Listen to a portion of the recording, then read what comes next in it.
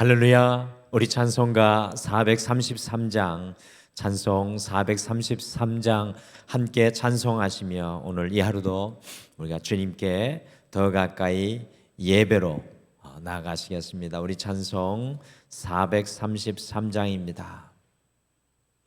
찬송가 433장입니다.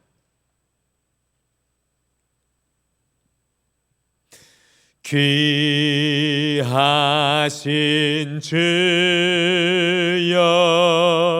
날 붙드사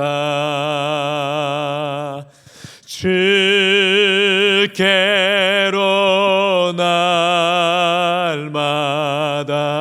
더 가까이 저 하늘 나라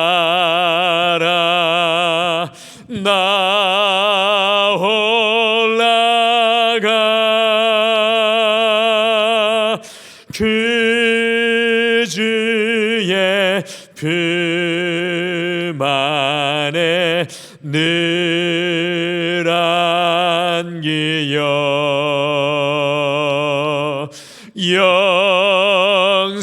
영생의 복 받기 원합니다.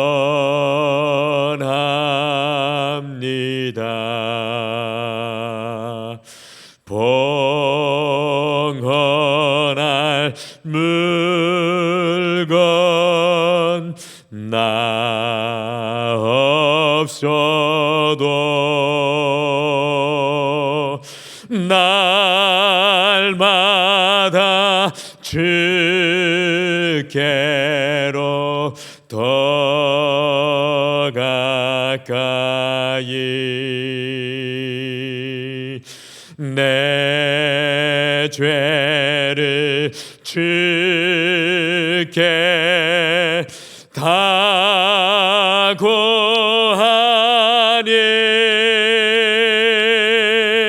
주님의 보혈로 날 씻으사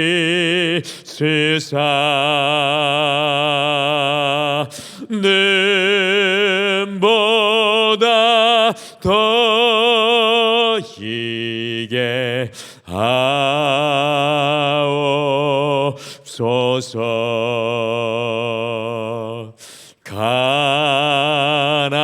간악한 마귀 날 꾀어도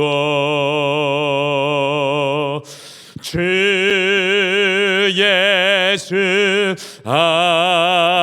앞으로 더 가까이 이 세상 속한 그 허영심 또 주한 생각을 다 버리니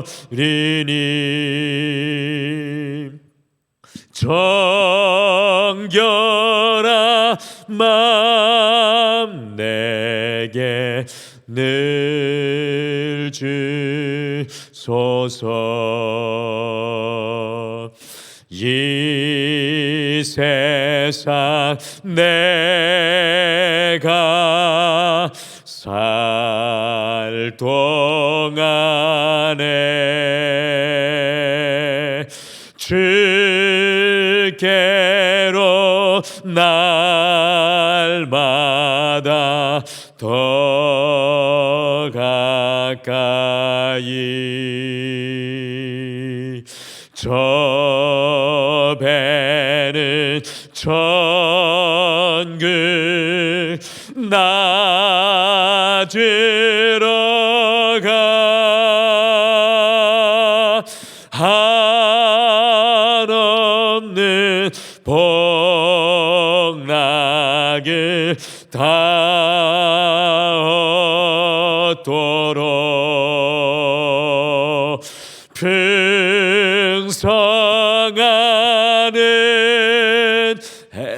해를 주옵소서.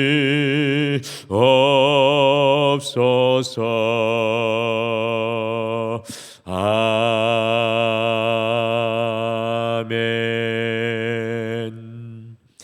우리 다 같이 기도하시겠습니다. 하나님 아버지, 오늘 이 하루를 주님 앞에 맡겨드리며 오늘 이 찬송으로 고백한 것처럼 주님께서 우리를 날마다 주께로 더 가까이 이끌어 주셔서 풍성한 은혜를 누리고 알고 깨닫게 하여 주시옵소서. 주님, 오늘 이 하루 우리가 살아가며 세우고 승리하고 이겨야 할 것이 무엇입니까?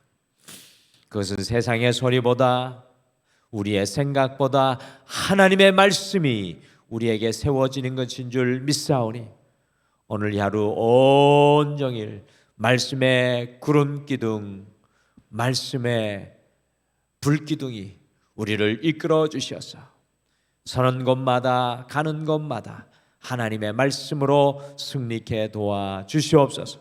오늘도 우리의 발바닥으로 밟는 모든 곳에 하나님께서 싸워주시는 은혜의 역사로 함께하여 주실 줄 믿고 감사드리며 예수님의 이름으로 기도드리옵나이다.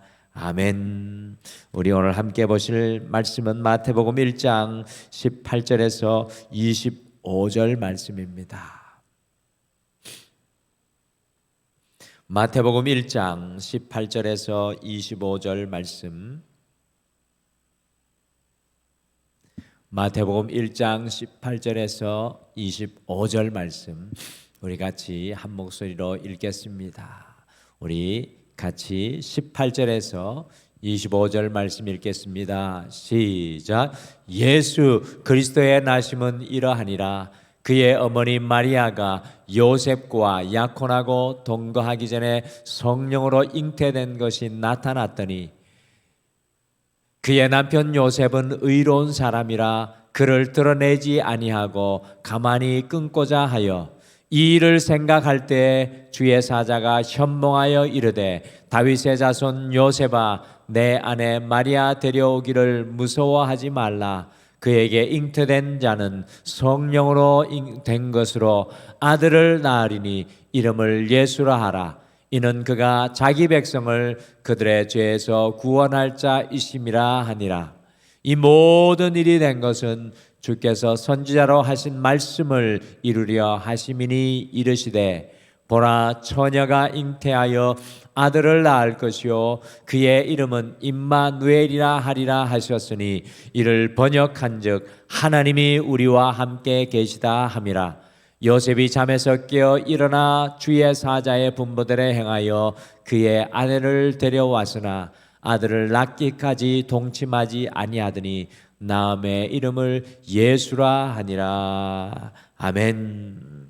오늘 이 첫 시간 예배를 통해 말씀과 기도로 하루를 열어가시고 우리 시작하는 모든 성도님들께 우리 하나님의 크신 은혜와 기쁨이 충만하시기를 간절히 축복합니다. 오늘 하루 시작하게 하는 말씀은 예수님께서 이 땅에 잉태하시는 장면입니다. 우리 예수님께서 거룩하게 이 땅에 성탄하시는 장면입니다. 저는 지난 성탄절에 묵상하였던 오늘 이 본문 말씀을 우리 매일 성경 본문에 따라 다시 한번 묵상하면서 그런 생각을 하게 되었습니다. 우리 예수님의 잉태, 거룩한 성탄은 성탄절에만 기억되고 일어나야 하는 것이 아니라 날마다 우리의 삶 속에 일어나야 한다는 것입니다. 예수님의 성탄과 잉태는 우리의 삶 속에 매일매일 일어나야 하는 영적인 은혜인 것입니다. 그래서 2세기 신학자인 오르게네스는 예수님이 마리아에게 태어났어도 우리의 마음에 태어나지 않으면 무슨 소용이 있겠는가라고 말했습니다. 예수님께서 마리아에게 잉태되었지만 우리 속에 잉태되지 않는다면 무슨 소용이 있겠는가? 또 신학자, 중세기 신학자 안젤루스 실레시우스는 그리스도가 베들레헴에 수천 번 태어나도 그대 안에 태어나지 않는다면 영원히 그대는 길을 잃고 말 것이다 라고 하였습니다. 주님과 동행하는 성도의 삶은 날마다 예수 그리스도를 삶의 현장으로 잉태하며 삶의 현장에 예수 그리스도를 잉태하며 살아가는 것입니다. 여러분과 제가 어떻게 오늘 이 하루 우리의 삶의 현장 속에서 예수 그리스도를 잉태하는 삶을 살아가고 또 그 삶을 누릴 수 있겠습니까? 그것은 오늘 말씀 속에 등장하는 요셉이 우리에게 잘 마치 신호등과 같이 우리 교통 표지판과 같이 아주 잘 보여주고 있습니다. 그래서 오늘은 예수님을 잉태하는 신앙, 예수님을 잉태하는 신앙이라는 제목으로 예수님의 육신의 아버지 요셉이 어떻게 예수님을 잉태하는 삶을 살았는지 우리가 다시 한 번 더 살펴보시면서 이 하루 우리의 삶의 현장에, 여러분의 삶의 자리에 예수님을 드러내며 예수님을 잉태하는 삶을 살아가시기를 간절히 축복합니다. 첫째, 예수님을 잉태한 요셉은 자기의 의가 아니라 주님의 의로 살았습니다. 오늘 함께 읽으신 마태복음 1장 18절, 19절, 20절에는 이 고통하는 요셉의 모습이 참 진하게 그려져 있습니다. 마태는 깊은 고뇌 속에 있었던 요셉을 간접적으로 우리에게 보여주고 있습니다. 왜 요셉이 이 고통과 고뇌 속에 있었던 것입니까?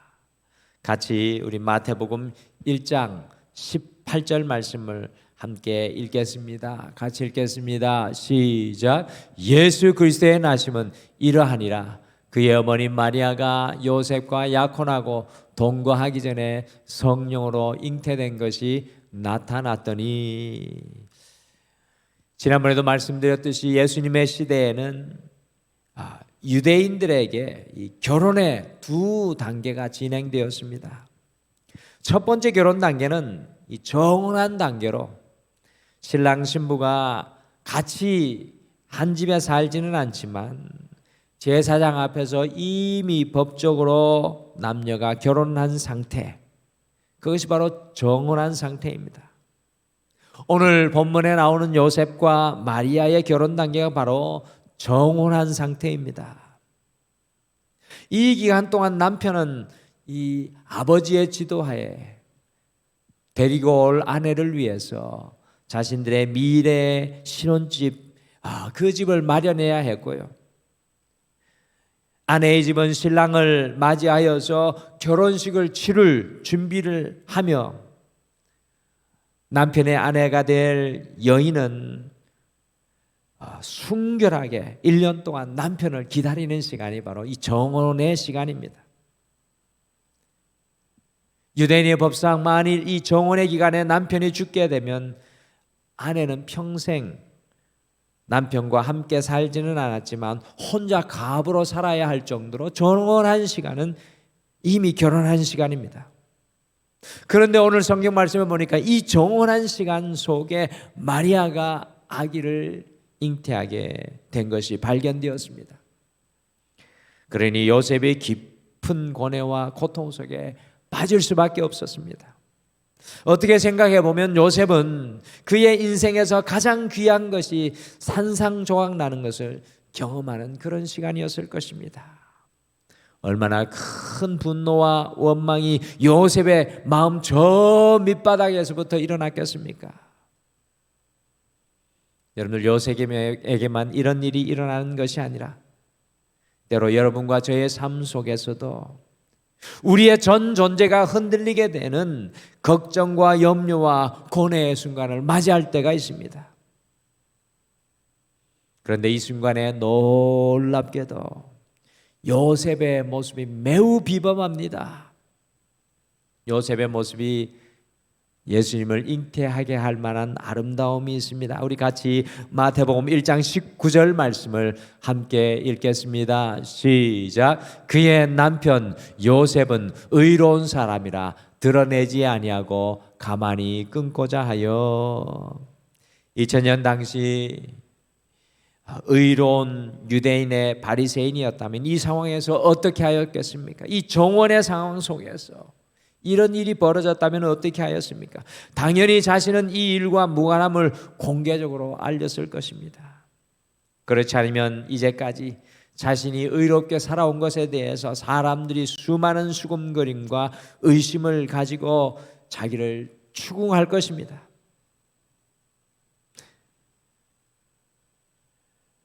그런데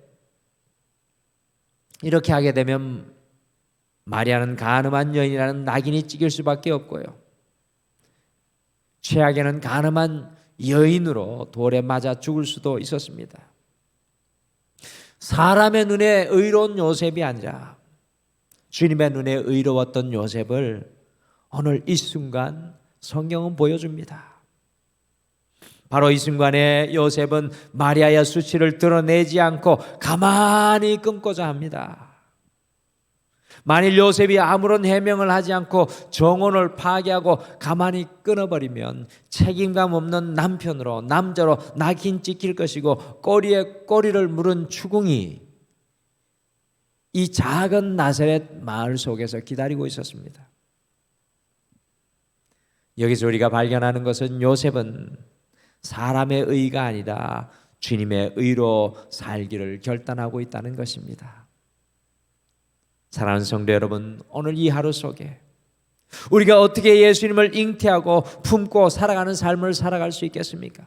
그것은 세상의 의가 아니라 우리의 의가 아니라 예수님의 의로 살아갈 때 삶의 모든 현장 속에 임마누엘, 오늘 말씀처럼 우리와 함께 하시는 하나님을 누리게 될 줄 믿습니다.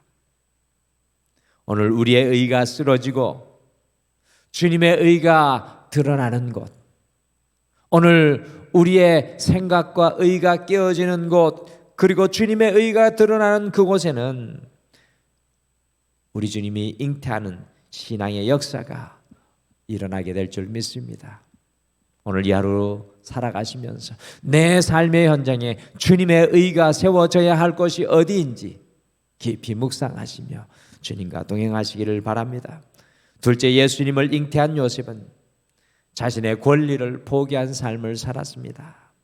20절의 말씀에 보시면 천사가 요셉에게 마리아 데려오기를 무서워하지 말라고 말합니다. 요셉이 왜 마리아를 데리고 오기를 무서워하는 것입니까? 그 이유는 자신이 생각한 순결한 아내가 아니었기 때문입니다. 자신의 형통으로 낳게 될 아이가 아니라 자신이 알지 못하는 아이를 가졌기 때문이었습니다. 온전한 아내를 얻지 못할 것이라는 생각 때문이었습니다.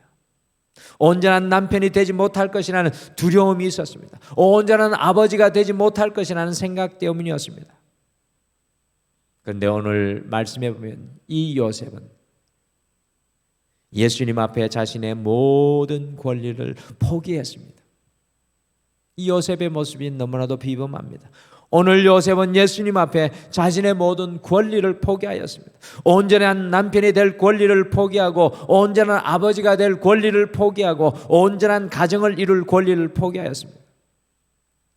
그런데 놀랍게도 요셉이 자신의 권리를 주님 앞에 포기하였을 때 메시아를 품에 안게 되는 놀라운 역사가 오늘 말씀 속에서 일어나고 있습니다.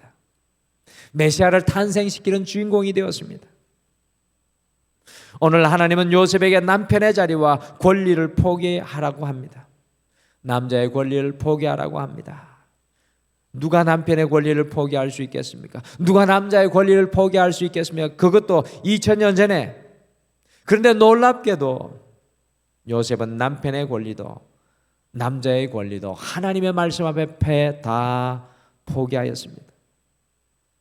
사랑하는 성도 여러분, 내가 포기할 수 없는 나의 권리가 포기될 때 예수님께서 내 안에 잉태하시는 역사가 일어납니다.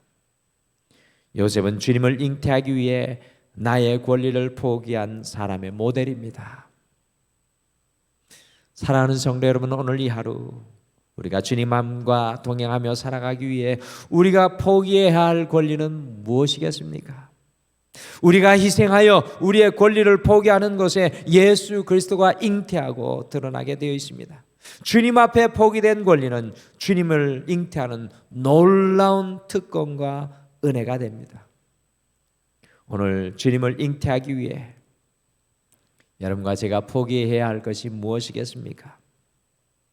마지막으로 예수님을 잉태하였던 요셉은 하나님께 순종하는 삶을 살았습니다. 마지막으로 마태복음 1장 24절 말씀 같이 읽겠습니다.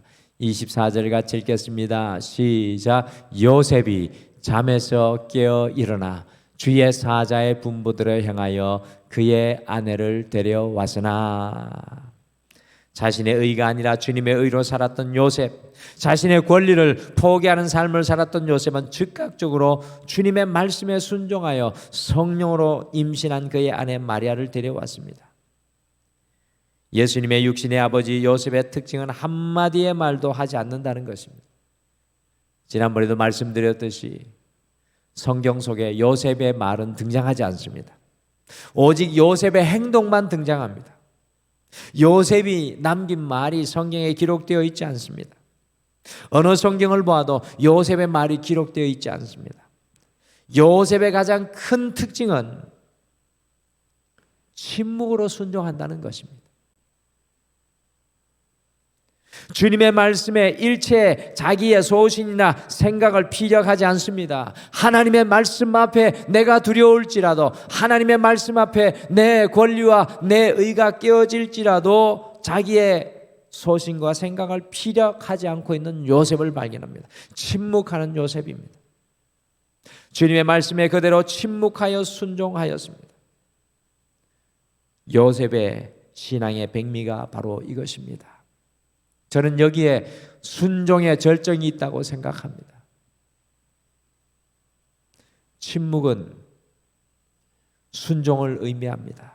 내 소리가 줄어들고 내 소리가 멈춘 그곳에서 순종의 역사가 일어나는 것입니다. 불평하며 원망하며 순종하였던 이스라엘 백성들과 달리 요셉은 하나님 말씀 앞에서, 하나님의 말씀 앞에서 자기의 소리는 멈추는 순종을 하였습니다.